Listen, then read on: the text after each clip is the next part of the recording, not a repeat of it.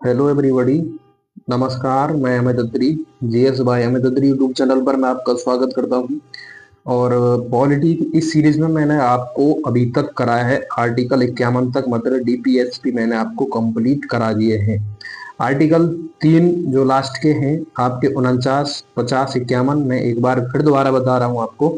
देखो 49 में क्या है, राज्य राष्ट्रीय महत्व के जो स्मारक हैं, स्थान हैं, उनका जो वस्तु है उनका संरक्षण करेगा, ठीक है।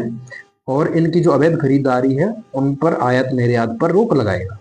उसके बाद आर्टिकल 50 क्या कहता है कि राज्य जो लोक सेवा में कार्यपालिका से न्यायपालिका का पृथक्करण करने के लिए कदम उठाएगा। मतलब न्यायपालिका और कार्यपालिका का जो अलगाव है, पृथक्करण है, वो किसमें है? आर्टिकल 50 में। उसके बाद मैं आर्टिकल 51 के बारे में करूं। भारत की जो विदेश नीति है, भारत की जो विदेश नीति है, विदेशी जो संबंध है, वो आर्टिकल 51 के तहत है, ठीक है। अब उसके बाद मैं बात करूं नीति निदेशक तत्वों के वर्गीकरण। देखो नीति निदेशक तत्वों का वर्गीकरण 3 प्रकार से होता है। गांधीवादी तत्व होते हैं, कुछ सामाजिक तत्व है, कुछ उदारवादी तत्व हैं। ये पीसीएस में बहुत पूछे जाते हैं। देखो अगर मैं गांधीवादी तत्व की बात करूं तो गांधीवादी तत्व का मतलब जो गांधी जी जिनके समर्थक थे, जिन अनुच्छेदों के समर्थक थे, उनके बारे में गांधीवादी। देखो जैसे आर्टिकल 40 है, आर्टिकल 43 है, 43 बी है, 46 है, 47 है, 48 है, तो ये गांधीवादी तत्व है, ठीक है। तो 40, 43, 43 बी, 46, 47 और 48 गांधीवादी तत्व। समाजवादी तत्व की बात करूं, अनुच्छेद 38 है, 39 है, 39 ए है, 41, अनुच्छेद 42, अनुच्छेद 43, अनुच्छेद 43 ए और अनुच्छेद 47, ये समाजवादी तत्व है।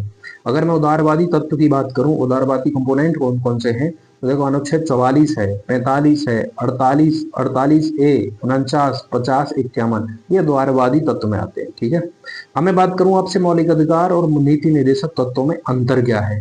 तो देखो मौलिक अधिकार की जो प्रकृति है वो नकारात्मक है, लेकिन नीति निर्देशक तत्व की प्रकृति क्या है कि सकारात्मक है, ठीक है।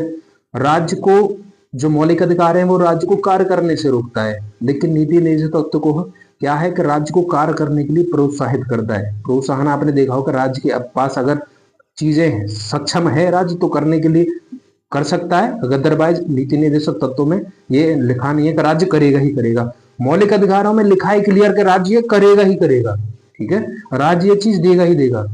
अगर मैं मौलिक अधिकारों की बात करूं, इनकी प्रकृति जो मौलिक अधिकारों की वो वाद्य हो गए, कोर्ट में जा सकते हैं, लेकिन नीति निर्देशक तत्व इनकी अवाद्य योग्य है, इनके खिलाफ कोर्ट में नहीं जा सकते।